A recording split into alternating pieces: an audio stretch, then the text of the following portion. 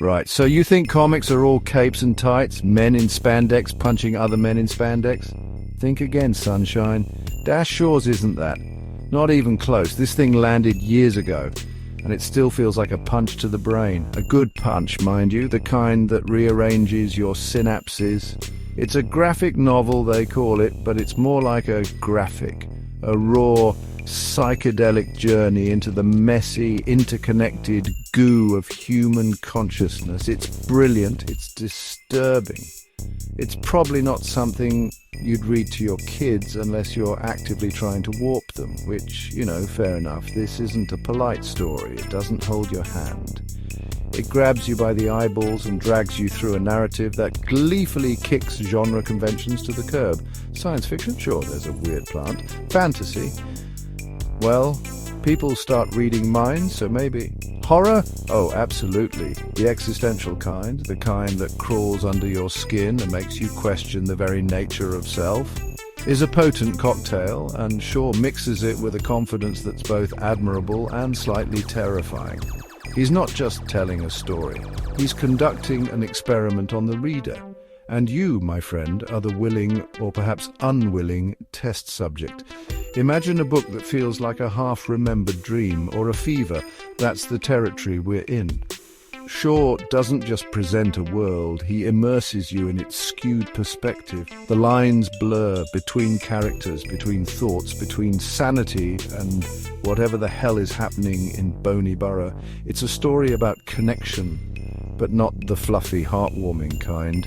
This is connection with all the messy bits left in, all the anxieties, the perversions, the sheer unadulterated oddness of other people's brains.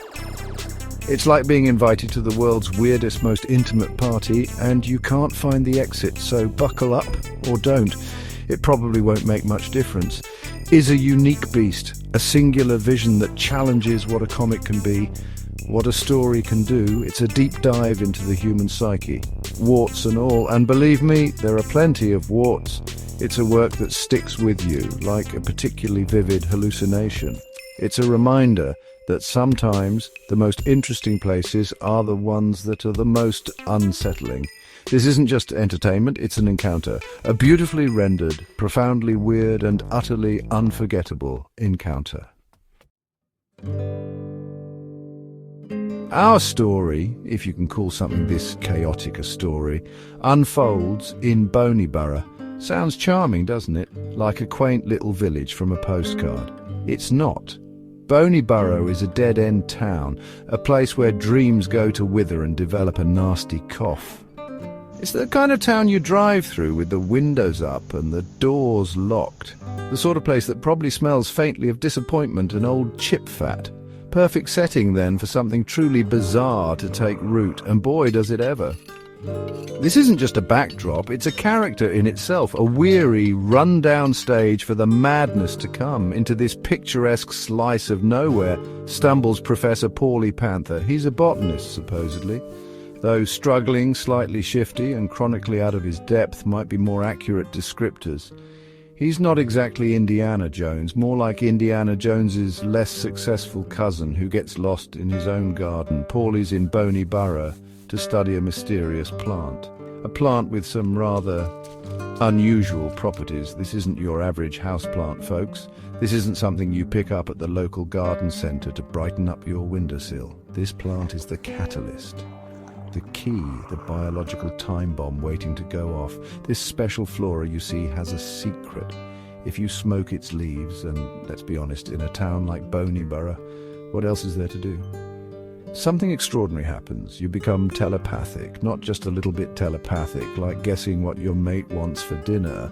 We're talking full-blown open fire hose of consciousness telepathy. You can hear everyone's thoughts. Everyone can hear yours.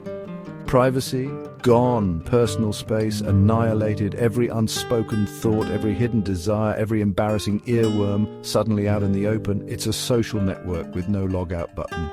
The town, already teetering on the edge of something, doesn't exactly react well. Or rather, it reacts in a way that's terrifyingly human. The introduction of this telepathic drug, this body dust, tears through the fragile social fabric of Bodyworld like a flamethrower through tissue paper.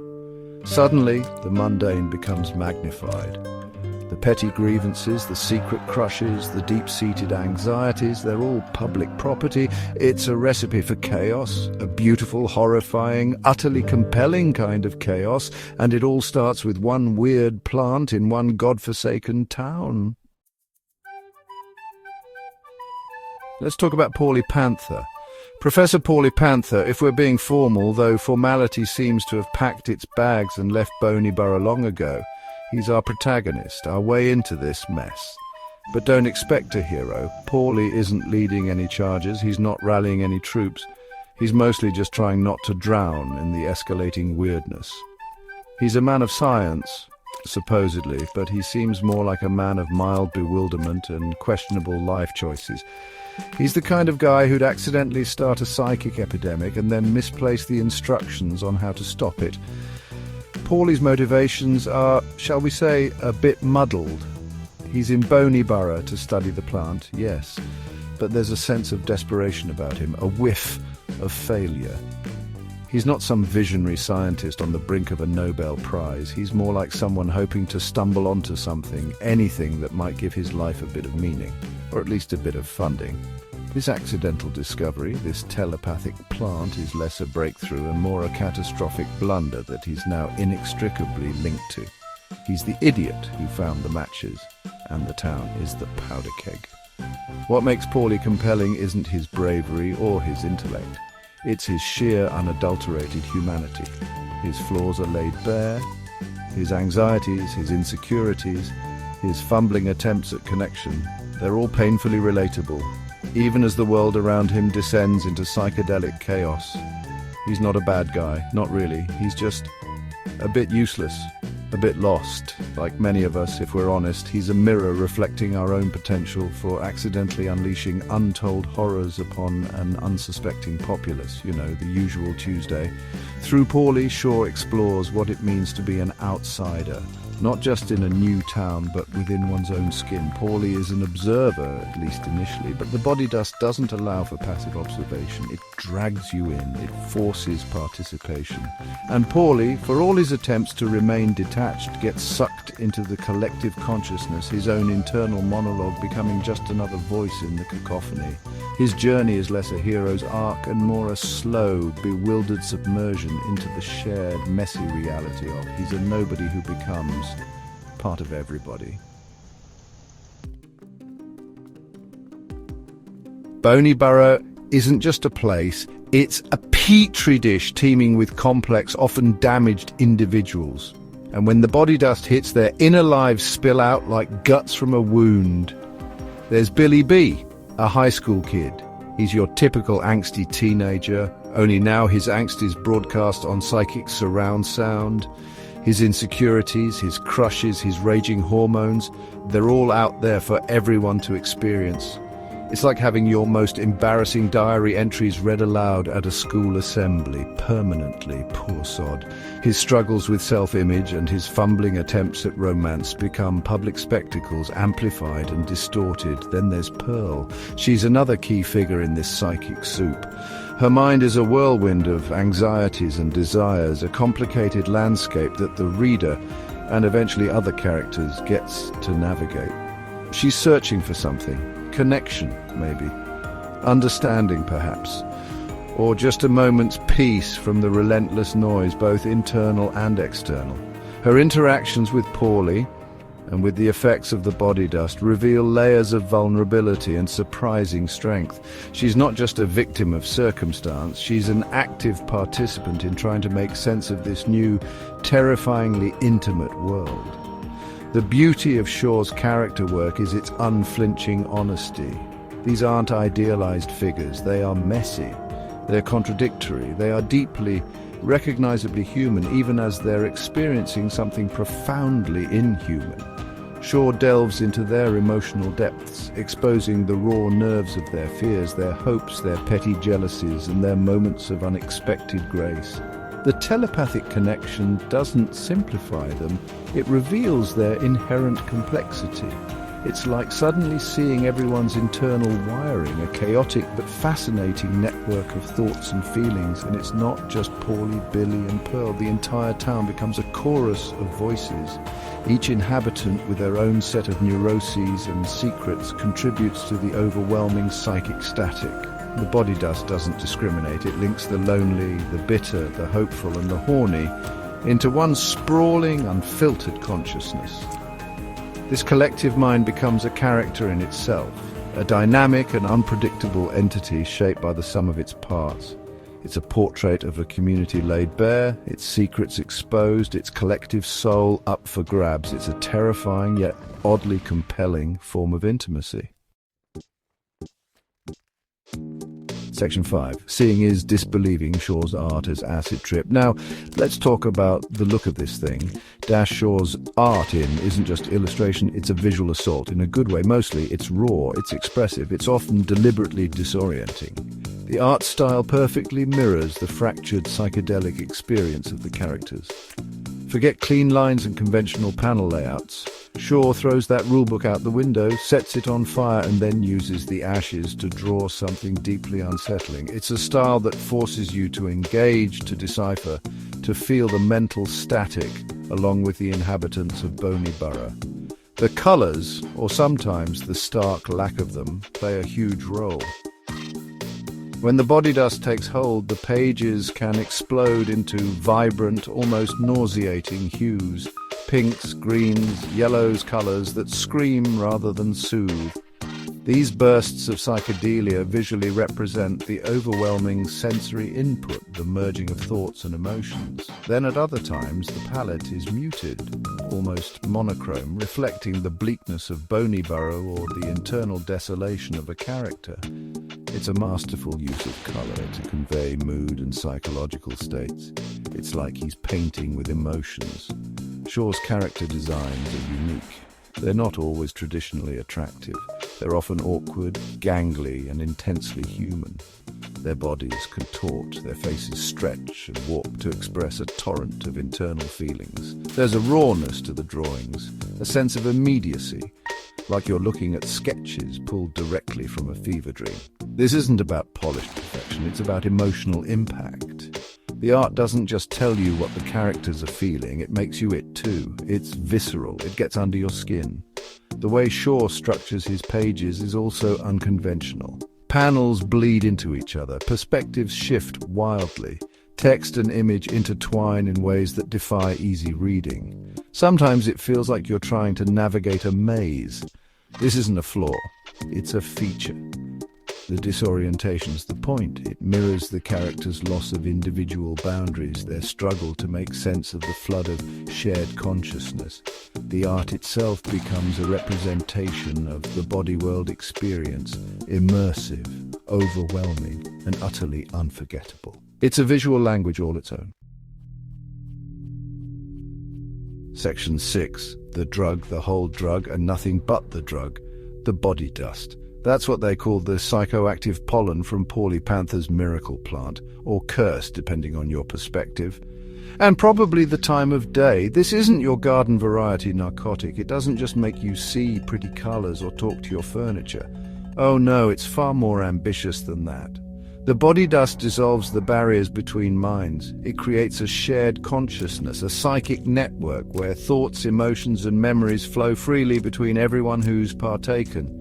It's total information awareness on a deeply personal, deeply terrifying level, like Twitter, but injected directly into your soul. Imagine for a moment what that's like.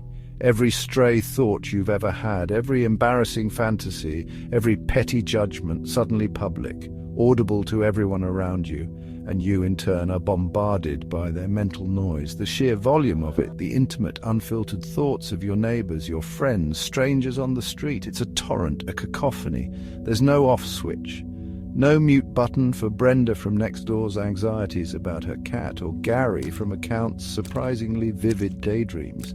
It's connection, yes, but it's also a profound violation. The experience of Bodyworld, as depicted by Shaw, is multifaceted. There are moments of genuine connection, of shared understanding that transcend words. People feel seen, truly seen, for the first time.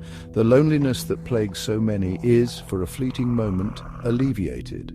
But this intimacy comes at a terrible price. The loss of self, the erosion of individual identity. Where do you end and others begin when your thoughts are no longer your own?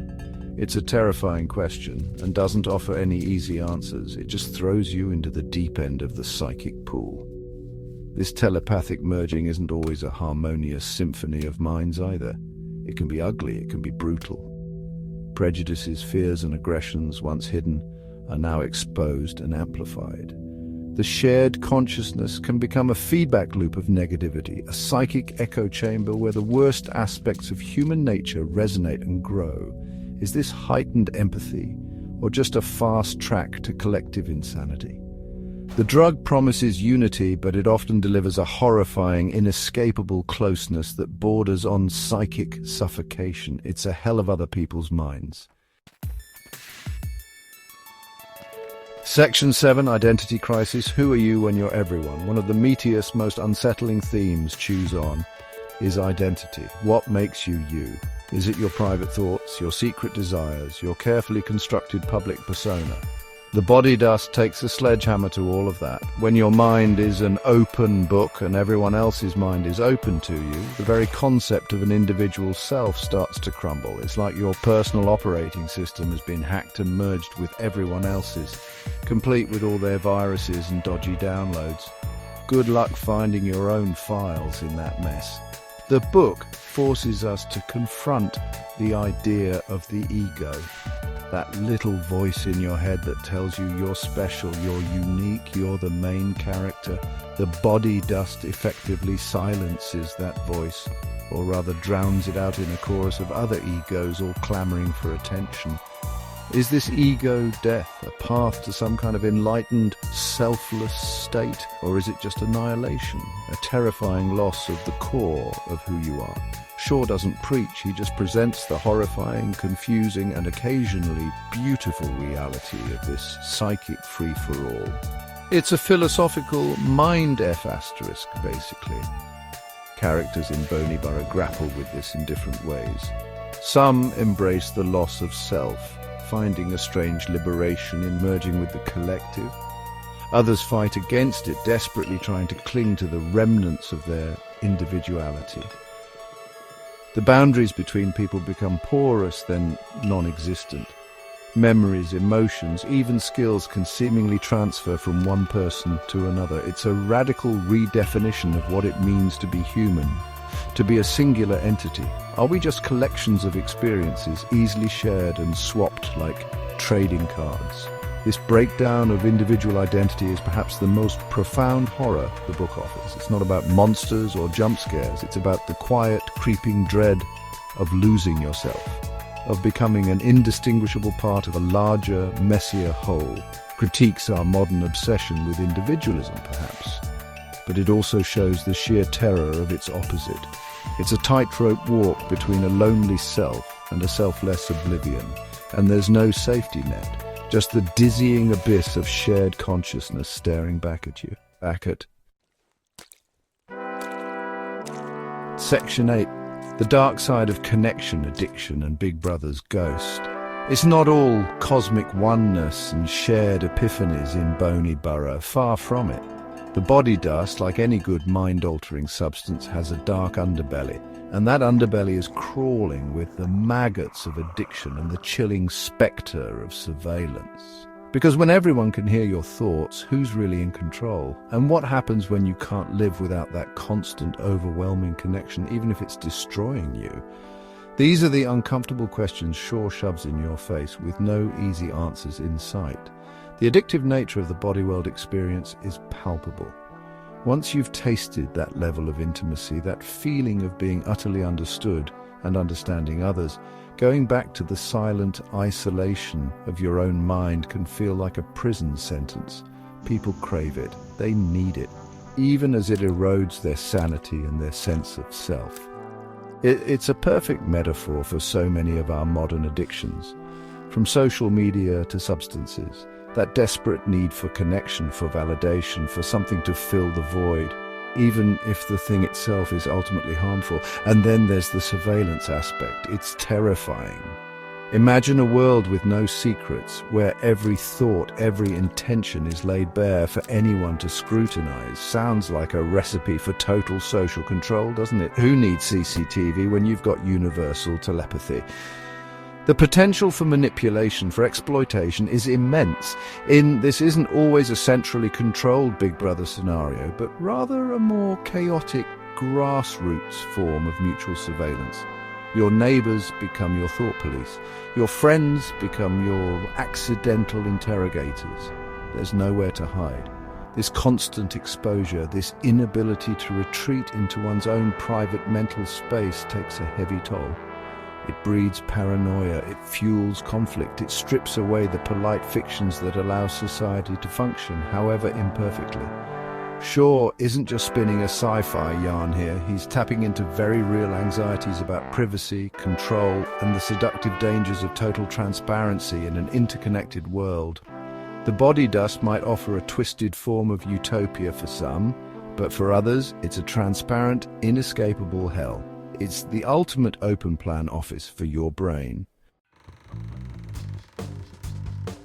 Section 9, conclusion. Still F***ing with your head after all these years. So, it's been out for a while now, but its impact hasn't faded, not one bit. It remains a significant, audacious piece of work. Dash Shaw didn't just write a comic, he detonated a small, beautifully drawn bomb in the landscape of graphic literature. It takes risks, big, messy, uncomfortable risks. And that's precisely why it's so damn compelling. It's not afraid to be ugly, to be confusing, to leave you feeling a bit queasy and a lot bewildered. It's art that demands something from you. Your attention, sure, but also a willingness to be unsettled.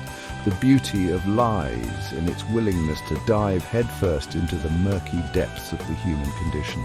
Identity, connection, ego, addiction, the desperate, fumbling search for meaning in a chaotic world. It's all in there, rendered in Shaw's uniquely visceral style.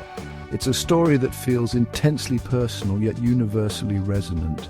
We've all felt that craving for connection, that fear of losing ourselves, that anxiety about what others truly think. Just takes those feelings and cranks them up to 11, then snaps the knob off. It's a work that is both beautiful and profoundly unsettling. The psychedelic visuals can be stunning even as they depict scenes of psychological disintegration. The moments of genuine human connection are touching, even as they occur within a framework of terrifying psychic exposure. This isn't a feel-good story. It won't offer easy resolutions or pat morals. It will, however, make you think. It will make you question. It might even make you look at the person next to you on the bus and wonder with a newfound sense of unease what's really going on inside their head. Ultimately, as a trip, a strange, unsettling, unforgettable trip. It's a testament to the power of graphic storytelling to explore complex, challenging themes in ways that other mediums can't quite reach. It's a reminder that sometimes the most profound insights come from the most disorienting experiences. If you haven't read it, you should. Just make sure you're prepared for the come down, because we'll get in your head, and it'll stay there, lurking, long after you've turned the final mind-bending page.